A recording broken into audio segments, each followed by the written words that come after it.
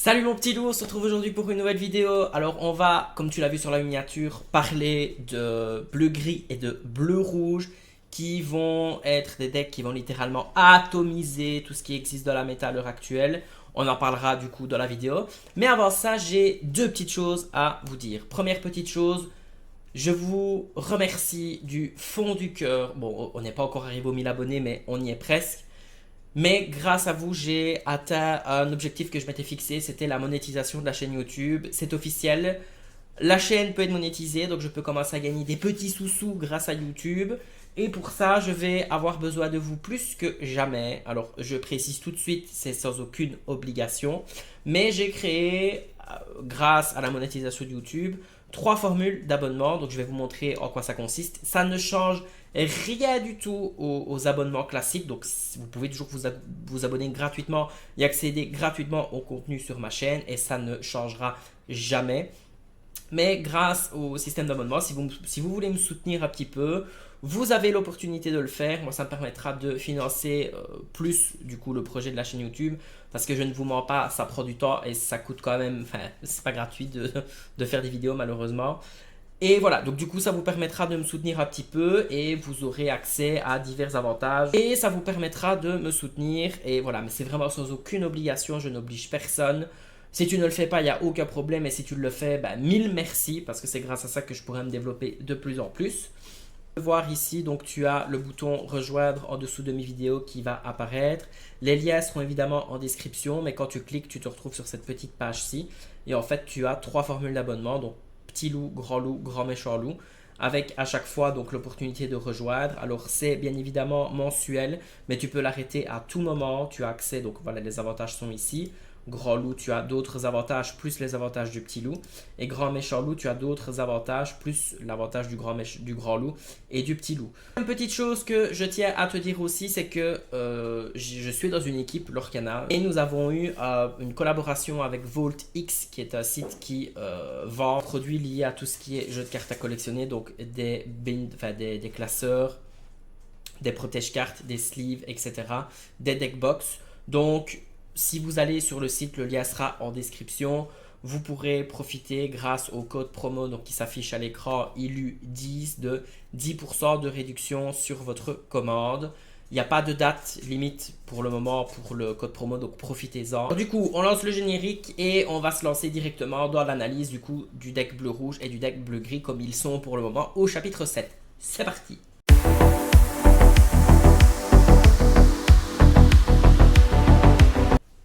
Alors, on va commencer par du coup le deck qui a terminé deuxième. Alors, sans spoil, le premier c'est le bleu-gris. Mais on va directement s'attaquer au bleu-rouge. Alors, qu'est-ce qu'il y a de particulier maintenant dans le bleu-rouge? Il y a l'ajout de Belle, donc qui dit que durant notre propre tour, on peut bannir un objet pour jouer ce personnage-là gratuitement. Alors, le bleu-rouge souffrait des decks qui étaient aggro, voire hyper aggro. La seule solution de gérer les decks hyper aggro, c'était de directement mettre la grosse Sissou pour pouvoir clean le board. Mais c'était des games qui étaient assez stressantes et qui, des fois, si on n'avait pas Sissou, on se faisait rouler dessus.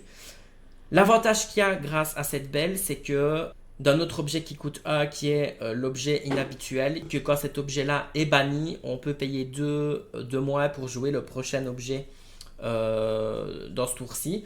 Donc en fait, vous avez plusieurs objets à 1 dans le deck qui permettent du coup cette petite rotation au niveau de Belle afin de pouvoir la jouer gratuitement. Sachant qu'il y a eu aussi un autre ajout qui est le grand Tamatoa ici, enfin qui est ici le Tamatoa légendaire, qui dit que quand on le joue, on peut récupérer 2 objets de sa défausse et les reprendre en main. Et quand il part à l'aventure, on peut jouer gratuitement un objet. Donc en fait, les objets que vous allez jeter pour utiliser vos belles vont vous permettre d'être récupérés grâce au Tamatoa ici, qui coûte ultra cher, mais en même temps, la carte, elle est juste complètement folle. Elle est incroyablement folle. Elle permet de jouer le sous-fétiche gratuitement. Elle permet de jouer n'importe quel objet gratuitement qui va vous permettre de toute façon de générer un card advantage de malade mental. Vous rajoutez à ça le package bleu-rouge qui est toujours fort avec Sissou, Alter Sissou, Flavorsham qui est le tour 4 incontournable du deck et Picsou qui vous permet quand il est joué de regarder les 4 cartes du dessus de votre deck et de révéler un objet, de l'ajouter à votre main. Donc vous pouvez creuser pour aller chercher vos objets. comme par exemple l'atelier de Maurice qui du coup est incroyable, on va en discuter dans 25 secondes. Ça vous permet aussi d'être joué gratuitement si jamais vous couchez 4 objets, sachant que vous avez beaucoup d'objets qui coûtent 1 et que vous allez probablement les jouer en boucle grâce au fait que vous allez pouvoir creuser et récupérer grâce à Tamatoa. Vous pourriez jouer Picsou gratuitement un petit peu plus tard dans la game, qui va encore une fois vous donner un body 4-4 gratuit qui pourra de toute façon taper ou même partir à l'aventure ou garder votre encre simplement pour faire autre chose. Donc vous avez l'opportunité d'avoir beaucoup de réponses au deck aggro et surtout belle, parce que je discutais de ça au départ, donc qui permet du coup de gérer les sorties agressives en face parce que vous avez l'opportunité d'avoir une créature qui a 3-3 et qui tape et elle va pouvoir taper 2 fois la plupart du temps pour pouvoir gérer ce qui est agressif. De plus, ça sert de support alter à la grande belle qui est ici, sachant que son effet se déclenche quand on part à l'aventure. Donc vous l'altérez, vous partez à l'aventure, vous gagnez 3 de l'or et vous gagnez 3 points de l'or grâce à son effet. Et ça, c'est incroyablissime. Vous avez aussi toujours accès à Tamatoa, vous avez toujours accès à Soufetish, vous avez accès à la rampe avec la Fishbone Quill, vous avez accès à la rampe avec Voguer sur la mer Azurite. On ne joue plus Tipo dans cette version-ci, il n'y a pas besoin, au final, il n'y a réellement pas besoin. Et vous avez toujours accès à Soyez prête à Bagarre pour gérer les choses qui sont compliquées et à libérer des livrets, puisque au final, vous vous en foutez un petit peu de l'encre de la personne en face. Parce que le but c'est de faire du lore très vite avec les objets et avec les Tamatoa. Chose qui est du coup ici très intéressante, c'est l'atelier de Maurice qui dit que quand on joue un objet, on peut payer A pour piocher une carte. Je vous fais pas de dessin, vous avez beaucoup d'encre dans le bleu-rouge puisque c'est un peu la force du bleu. Vous jouez l'atelier de Maurice gratuitement grâce à Tamatoa. Et vous avez l'opportunité de générer des cartes advantage encore plus parce que vous allez piocher des cartes. Ou alors vous pouvez le jouer pour A avec l'objet inhabituel. Et franchement, c'est pour l'avoir vu jouer sur l'Orcanito, pour avoir joué contre, pour avoir vu des gens le jouer, le deck est hyper puissant. Il est encore plus dangereux que la version du chapitre 6 parce que il n'y a pas énormément de decks qui gèrent les objets parce que les cartes qui gèrent les objets sont quand même pas folichonnes, hormis dans le gris il casse en deux comme je veux, mais ça reste fort cantonné au gris. Donc voilà, il va falloir trouver des réponses à ce deck. Les seules réponses qu'il y avait avant au bleu-rouge, c'était les decks hyper aggro ou aggro. Là, avec Belle, voilà, ça gère un petit peu moins les decks aggro et hyper aggro vont avoir plus de mal à gérer le bleu-rouge parce que Belle est là et voilà, j'ai pas trop d'autres explications à donner. Le deck est très complet, le deck est assez consistant, encore plus consistant qu'avant. Il est encore plus dangereux qu'avant, il est encore plus dur à gérer qu'avant. Et il y a plus de conditions de victoire parce que du coup, on peut gagner du lore avec Belle, on peut gagner du lore avec Tamatoa. On peut jouer Soufetish gratuitement grâce à Tamatoa. On peut récupérer les objets grâce à Tamatoa. On peut piocher grâce à Flowersham. On peut gérer le board avec Sissou, Alter Sissou. On peut gérer le board avec Soyez prête. Voilà, il y a énormément de choses qui sont ultra fortes dans le deck. Sachant que la sphère de Saphir qui dit qu'à chaque fois qu'on ancre une carte, on peut choisir un personnage et faire -2, donc c'est un peu le bloc de glace amélioré qui s'ancre en plus. Donc du coup, vous pouvez faire descendre des créatures à 4 d'attaque pour qu'elles descendent à 2 pour pouvoir être gérées par Sissou, ou de 3 à 1 pour pouvoir être gérées par la petite Sissou. Ou simplement réduire l'attaque pour taper avec Maui ou taper avec Picsou pour qu'il survive, etc. Donc franchement, c'est ultra fort, c'est impressionnant. C'est pas le genre de deck que j'aime jouer parce que j'aime pas jouer les objets. Maintenant, voilà, si vous voulez être sûr de jouer un deck qui est ultra fort et dans lequel vous pouvez investir, allez-y, mais le deck coûte ultra cher.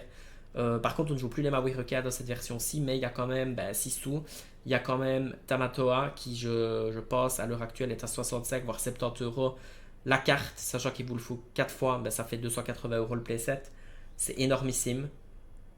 Enfin voilà, c'est. Le deck est rigolo à jouer, le deck est cool, le deck est complet, on sait faire plein de choses avec. Voilà, moi c'est pas le genre de deck qui m'attire.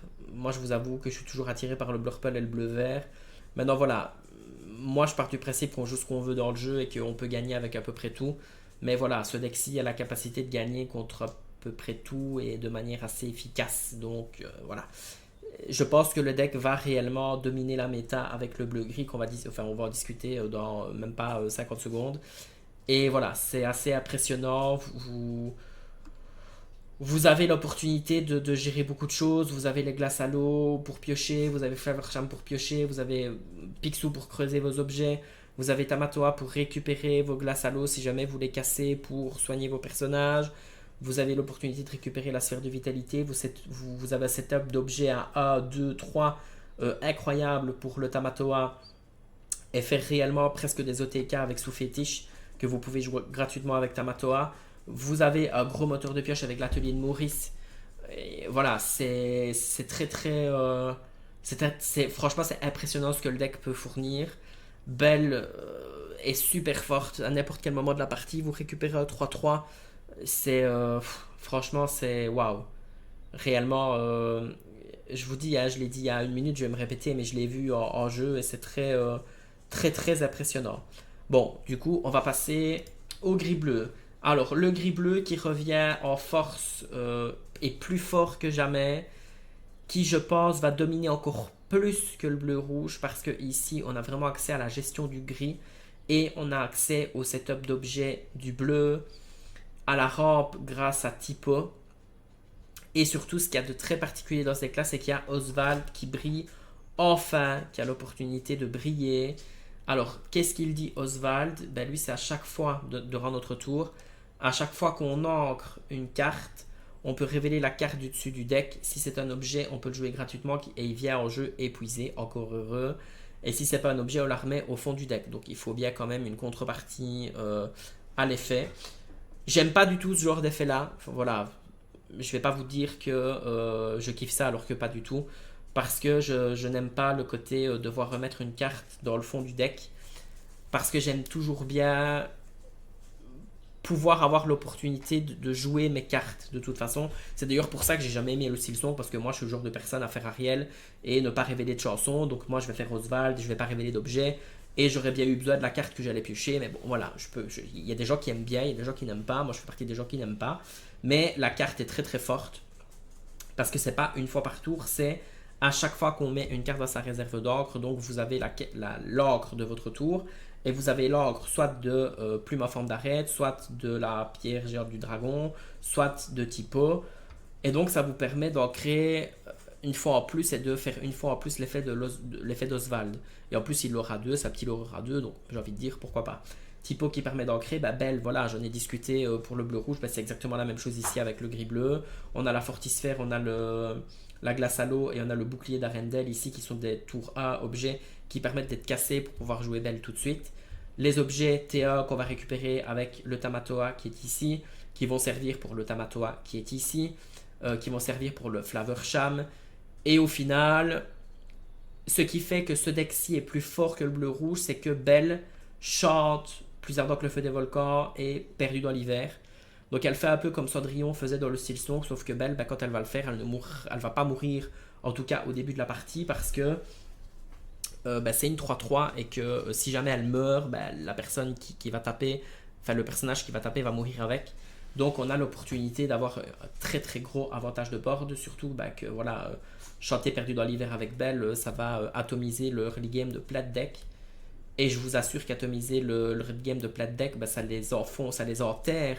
Et au final, vous avez l'opportunité de placer votre Oswald, de placer votre Typo et de ne pas avoir de gestion immédiate de votre adversaire, hormis s'il joue gris. Mais voilà, vous avez les trois sorts de gestion gris ici qui sont mais ultra forts, perdu dans l'hiver, plus ardent que le feu des volcans et Zeus qui peut littéralement être chanté bah, par Flavorsham, Picsou, Tamatoa et le grand Tamatoa, même si bon, ça n'a pas trop d'intérêt. Mais voilà, vous avez l'opportunité, vous avez des chanteurs pour cette carte-là. Vous avez vos 8 objets qui vous permettent de piocher une carte et de se recycler grâce à Belle, qui vont se recycler encore une fois grâce à Tamatoa. Vous avez la Fishbone Quill pour ancrer, vous avez le grand dragon de pierre aussi pour ancrer. Vous avez l'atelier de Maurice qui vous permet de payer 1 et de piocher une carte à chaque fois que vous jouez un objet. Et le sous-fétiche de la même manière que dans le bleu rouge qui pourrait être joué gratuitement grâce à, où est-il, Tamatoa qui est ici. Ce deck-là, pour moi, est beaucoup plus stable que le bleu-rouge parce qu'en plus, vous avez accès à Pat qui bloque le Soyez prête, Pat qui bloque les actions, Pat qui bloque les chansons, Bref, Pat qui bloque tout et vous avez, en gros, vous faites votre setup et puis vous jouez Pat et vous prenez pas, soyez prête. Et puis du coup, on ne sait pas vous gérer votre Tamatoa. Vous avez plein d'objets sur le terrain grâce à Oswald, grâce à Picsou. Et en fait, vous faites un tour à 15 de l'or, ça se trouve presque à plus de 10 de l'or. Et vous jouez vos sous-fétiches gratuitement grâce à Tamatoa. Enfin voilà, vous payez même plus 7 pour jouer sous-fétiche. Gardez bien à l'esprit qu'il faut quand même garder 2 d'encre pour pouvoir faire l'effet du sous-fétiche. Mais voilà, ce deck là, c'est une tuerie. Il est ultra pété. D'ailleurs, dans le tournoi, dans le top, il y en a de mémoire 4 ou 5 qui sont dans le top 8. Ils jouent presque tous la même version et le deck est ultra méga pété. Moi, je pense qu'il va y avoir un problème. Je ne sais pas votre avis à vous, mais n'hésitez pas à le dire en commentaire. Mais ça va être un vrai problème parce que Belle donne beaucoup de. Va vraiment poser problème dans le gris bleu, elle va poser problème dans le bleu rouge pour plein de decks qui vont du coup être privés de leur early game et vraiment être privés de son early game dans leur cana. Si on n'arrive pas déjà à avoir une créature T1, une créature T2, ça pose un réel problème. Pas pour tous les decks, mais ça pose un réel problème. À voir quels decks existeront pour contrer ça, parce qu'au final, même quand vous défaussez les objets ou que vous cassez les objets, en fait, ils vont revenir après parce que Tamatoa va aller les rechercher, parce que l'autre Tamatoa va aller les rechercher, parce que Oswald va de toute façon en faire revenir d'autres. Donc il faut des cartes pour gérer les objets, il faut des cartes pour gérer les personnages, et il faut aussi des personnages qui ne meurent pas avec le Belle et Perdu dans l'hiver. Je pense par exemple que dans Mauve, il n'y aura plus aucun intérêt à jouer Diablo. Il faudra jouer, je pense par exemple à Olaf, qui est une 1-3 qui résistera à Perdu dans l'hiver, pour avoir un support à Bounce ou pour avoir simplement une carte qui va rester sur le terrain parce que ça va être un enfer. Vraiment, ça va être littéralement un enfer. Ça passe Flynn, ça passe Raja. Moi, je pensais que Raja allait être un ajout possible dans les decks mauves, mais en fait, si Belle est trop présente si bleu-gris est trop présent, ça posera problème parce que Raja, il se prend perdu dans l'hiver, même s'il a 3 points d'attaque. Je rappelle qu'il a dissipation, il meurt tout de suite. Donc, du coup, voilà, c'est très compliqué. Voilà, la vidéo ne va pas durer non plus beaucoup plus longtemps que ça. Je ne vais pas spécialement montrer des parties avec le bot parce que vous allez simplement tester le deck vous-même. Vous allez vous rendre compte de la violence que le deck implique. Et puis je trouve que jouer ça contre le bot, c'est pas très intéressant et c'est pas très révélatif de ce que le deck est capable de faire. Testez le deck si vous aimez bien jouer les decks objets, allez-y à fond. Moi perso, j'ai pas envie, ça ne m'intéresse pas. Maintenant, voilà, jouez ce que vous avez envie de jouer. Si le deck vous amuse, n'écoutez pas les gens qui disent que vous jouez méta et que vous voulez absolument gagner. De toute façon, l'Orcana c'est un jeu où on veut gagner, donc c'est normal que les gens veulent gagner.